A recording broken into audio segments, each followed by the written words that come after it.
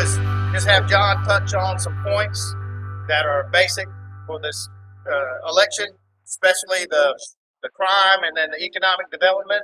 And then we'd like for John just to take some questions from all y'all for about 30, 40 minutes. Run this thing for about an hour, and then we'll head on home. So I'll turn it over to John and let him get started. All right. Yeah. I want to introduce my campaign manager to you guys too, Jay Pitts. If you want to say anything, it's glad to be here. Enough said, right? And Rakia is with us too, and then a young man. Where's young man? Young man Josh. I didn't know, but Josh knows more people in here than I do. But we're going to be raising up young people in Columbus that can help fill shoes of great legends in our city like you guys. And Jay Pitts, I know he looks much older than he is. But he's the oldest guy on our campaign staff. And I've been saying this, but he's 39 years old. He's a small business owner. He's got a beautiful wife with a big smile and wonderful kids. He's a lifter-upper and a lover of people. And we're not close friends, but we have a connection. We had a connection from the very beginning from our church, from some things we were doing together.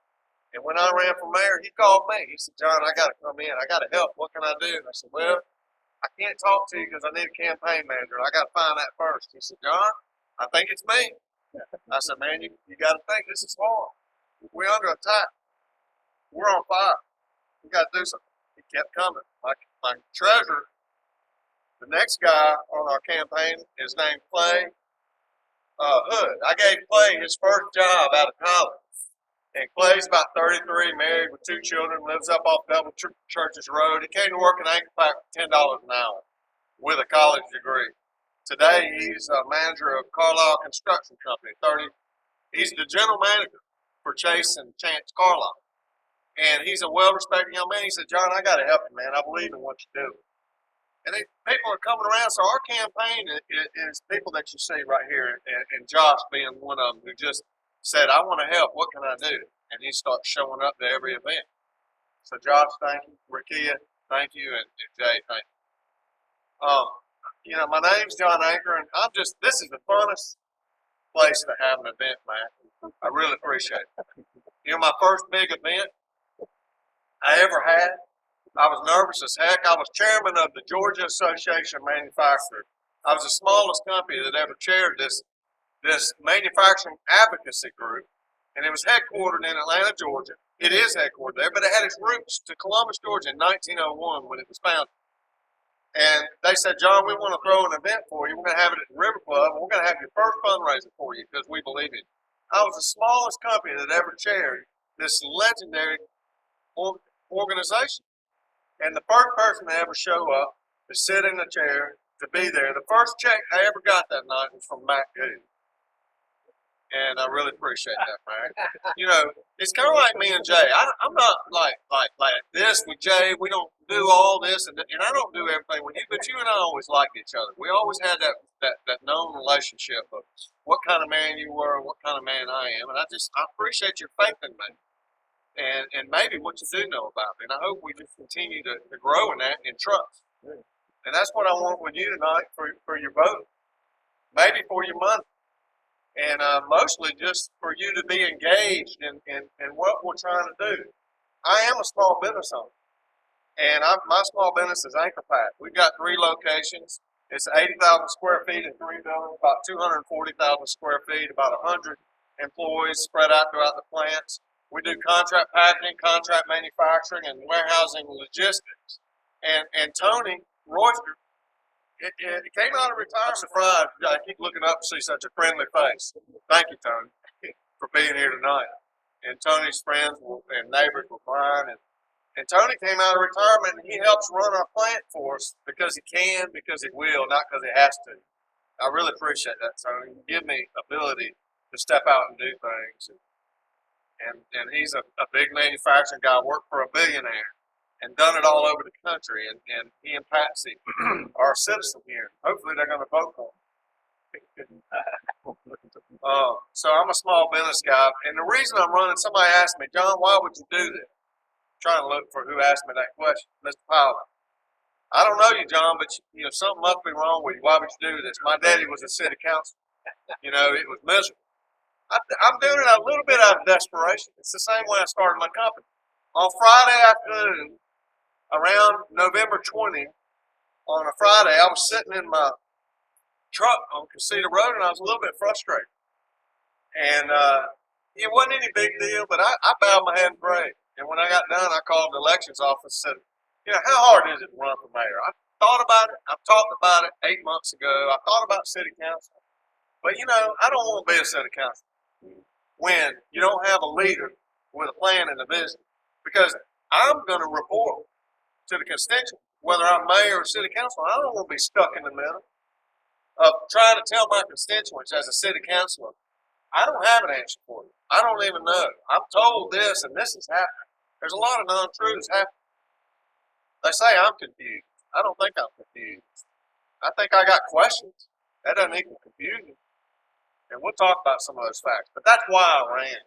Because I had a higher expectation than this right here, and it wasn't being met. My expectation is just moderate and fair. It's not real high, but it's moderate and fair. And it wasn't being met. That's why I run. Thank y'all for coming. Y'all have to sit on the front row if you like. I'm just kidding. I'm glad y'all are here. My name's John Anker. But the three things that I really want to focus on, you know, if you're a leader in business and you're running a small business or a large business, there's a lot of variables. It's always hard. There's a lot of business owners here. And the thing you got to do is to pick the things that you're going to really focus in and hone in on priorities. And those are, well, I could just ask you, what's number one priority? Crime. Safety. You know, so safer streets and reduced crime. Number two is economic opportunity for everybody. And number three is transparency and accountability. And really, I feel like that's the biggest because it relates to everything. And so the more I talk about it, the more it sounds negative. But the only way to talk about where we've been and where we are and where we're going to go is to help call out some of our fallacies. I'm not against skill. But I am for Columbus, and there's no way forward than to call out a lack of leadership and weakness and the facts of where we are, where we've been and where we are, and where we need to go. So, you know, J.D. Hawk sitting on the front row, and I feel under pressure. I've been in the principal's office before, and it's nerve-wracking. But I think when it comes to safety, when it comes to my expectation, we got to start with where I'm just asking for the job. Give me the responsibility and let me work with it. That's my answer. Give me the chance. I will hold somebody accountable. We will come up with a plan. We will come up with a plan for a job.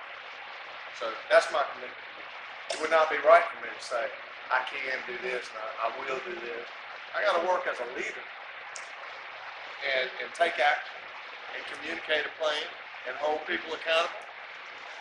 I can do things quick. You know, but I don't know what that means. I'm on the outside looking in. So that's a little bit about who I am. I think it'd be better to take a question because I think sometimes I have a tendency to just that. Yes.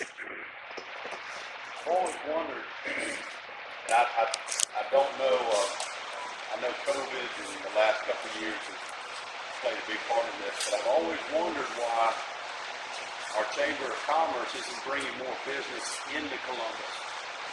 And I don't know enough about it to speak intelligently. But when I see Montgomery, LaGrange, and some other areas getting not the same old retail shop or the same old restaurant that we typically get, and they're getting new things in Auburn, it amazes me. And I would love the new mayor coming in to be able to help stimulate our economies by offering opportunities for businesses to come into Columbus.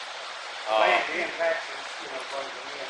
Sir? Land and taxes. Land and taxes. So you gotta get a big corporation, you gotta give them the tax break. KIV does. I mean, it seems like KIV. Those towns are giving it. You know. Right. Well, right, exactly. It's just something I comment I wanted to make. I would love a mayor to be active enough to put a charge to the chamber and find out more ways to bring. It's a shame, even some of the wonderful facilities we have downtown, why we're not utilizing more. You know, our buildings are getting empty. Columbus Park Crossing got empty. I get it, COVID, the economy and all that, but it's just, I would love to see that. And Mayor, I don't know if I'm asking you to answer or just. Well, I'd like to tell you what I think I could do. I'm a builder. I build things from the ground up. When I started my business 20 years ago, we didn't have any employees and no customers. Just remember that. No customers, no employees. We built it from the ground up. And you know what? People helped me along the way. They were mentors. They were small business people. The chamber would mentor me and do things. And there has been times where the chamber's helped me. And I quite frankly am a friend with Mike Gaiman. He's got good ideas. He's a motivator, but his time ran out for some reason, and I think he and TT didn't get along too well. And it ran out. But here's some things that we can do. Number one, nobody's going to move to this town when your nickname is Columbus. Yep. They don't want to come to this town when you don't have any police officers, when you can't retain the officers, number one, and then you can't even recruit them. And you got, you know, big issues up under the surface is up here, and we know there's a lot more to the story that we're not hearing. So that's going to be a problem. When you're a destination city, which we have decided to become after we've lost all the textiles, we've lost manufacturing, we let our workforce go home and accept a check. We got 38,000 people sitting at home between the ages of 16 and 64 that are able to go to work. Okay? So they forgot how to work, and their kids hadn't watched them work for generations now. We're talking about 40 years of downward spiral in manufacturing. So things that me and Tony, you know, would like to be doing more.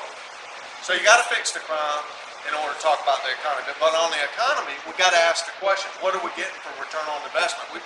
We take 2.5 mils of your property tax if you live in Muscogee County to give it to the economic chamber, the economic development authority. I tell you this: nothing's changed on the economic development authority. Nothing has changed. I don't know how many years. Y'all been here longer than I have. I've only been in this town for 28 years. I'm not from here. But I wanted to be on the Economic Development Authority. I was asked to be on it, and I said, give me a week to consider it. By the time the week came around, somebody else was appointed because it was Skip's appointment. Her name was Lisa Smith. She was Georgia Power. I think she's a fine lady, by the way. Don't go out and say anything about her. Because she doesn't live here. That just infuriates me. She's one of the economic developers with the power company. And it's what they do. They put somebody from the bank, they put somebody from the Aflac, they put somebody from the power company. They do it the same old way every day. And they're not putting any metrics on it. They're not holding anybody accountable. They're trying to check boxes. It's not how you run a company. You don't check boxes. You work with people. It's important to work with people and you hold them accountable. Some things I want. And I want, number one, to know what our plan and vision is, what we want as a community. I think we ought to be out stretching hard towards the Georgia Port Authority to have a land port in this town. A land port. I said that the other day, and Skip said during the debate, he said, hey, we can't do that here. We only have enough land to do that, and we might be able to put 600 acres together. But we're not even sure if we want to do it for that, because this is our last 600 acres. I'm thinking, man, that guy's got blinders on this big. He can't see the carrot in front of his teeth. And he's going to say no to an opportunity because of his lack of innovation. You know, we did away with the Valley Partnership. You know, we've done away with that. We've lost $20 million of grant money because we were not willing to work with the 7 surrounding counties. The land port would be the biggest thing we could do since Kia over in West Point. If you don't think Columbus has benefited from Kia, you're just not looking around. They're hidden in little spots. Don't arrest us. Don't arrest us. And what a good leader would do as your public safety director is I'd be bringing people together as your public safety director. The sheriff, the police chief, the DA, the judges, the state, the city, municipal. We'd be focused on where are the bottlenecks. How do we alleviate bottlenecks? It's just what we do, Tony. Where are the bottlenecks going to be? You know, stuff's got to keep flowing in the justice system. You got to, you know, when an officer brings somebody in, you can't just turn them around and put them back on the street shooting at the officer again. So the officers need to be supported. The FOP went And nobody listened. And the mayor did not listen. He's incapable of understanding, listening, taking action, and delivering. That's what I want to do. So I have called, I don't know if y'all heard this, for a public-private partnership. We got that ball going, but the mayor's going to get credit for it because I want my mayor to do it today. I want to come into office in January if you'll elect me. And I want to have some progress. We can't wait till January to start seeing progress. So we need an outside unbiased group to come in, take the racism off the table, get down to the root problems, figure out what the possible A, B, and C solutions are, work with the public, start listening, and start taking action. You got to start today. Can't wait on January. That's what I want to do. Hey, so actually, everybody's gonna move out of the courthouse. Everybody. Everybody's going to move out. It costs a lot. I'm philosophically opposed to the high taxes that we pay. In business or property? Both. Personal, both. Business owned business.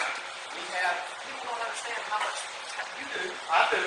I got How much tax a business pays. That's part of the overhead. But, and I know you don't have control as a mayor on your, that's a mistake. I know you have to let people Mayor decide. only has influence and vote taking. Yeah. But it's already known going in. Would you support higher taxes in any form? All right. I'll answer that question because, but I'm telling you, philosophically, we cannot go down on taxes today. I'm a business owner. I know it's coming. Inflation beyond control. Inflation beyond control. So we'd be foolish right now to decide to lower our taxes. It'd be foolish. And squash is the best way. And the SPLOST is the best way. Let me tell you this too, philosophically. I voted on that SPLOST, that 1 penny SPLOST. Don't, before you hate me, just let me tell you why. I'm a business owner. And that 9% tax, I didn't agree with it. I thought it was bad for the economy, it was bad. I voted for it because Skip already lied to us once. He borrowed $50 million for 3 days without giving us any option. And I knew they were moving forward with or without that 1 penny tax. And all they were going to do was borrow $400 million. And guess who was going to pay it then? Only the business property tax owners. Because we got property tax free on residential. And a cap, we're at the cap. We're at the cap. So property taxes on the residential weren't going to move. It was only the small business, the occupancy tax, the property tax. I saw one of my buildings' property tax went from $21,000 a year to $36,000 a year overnight. And I missed it. And we wrote the check. And then I found it and had to go back and get it. And there was no getting that money back. And I got it lower, not to 21, but like to 24. I mean, that's a pretty big increase. That's what made you decide to run for mayor, Andy. Because I heard when y'all had the debate, you said you had been in his office a lot of times. I've been there months. Okay, that's the reason you was in there because of property taxes now. It wasn't property taxes, it was everything. Okay. He wasn't leading the economy, he wasn't helping on workforce. I called Richard Bishop, texted him, I can show you all the texts. You know what they want to do? They want to send me over here, send me over there, send me over there. They don't want real solutions. I'll tell you what really made me too. On July 1st, John Ossoff came to this town. And he went to the Boys and Girls Club. And he was proud of doing it for the working man. Supplying for the working man. The child, no child left behind, the child tax credits. And I heard him say, we're doing this for the working man, for the working man, for the working man. And we were struggling so hard to help people get out, start a consistent place of coming to work every day. I don't want entitlements to go away. I'm for entitlement reform. But my entitlement reform is probably different from yours. By the way, I'm always pulled for Republican ballot until the last primary. I pulled Democrat ballot because I hated Mark Jefferson. I voted for Judy Slater and I didn't even like her. I don't even know what she looks like. But I know what Brown looks like. And I know what a good DA does. And she wasn't doing it. But I voted for her anyway. But back to Ossoff. He came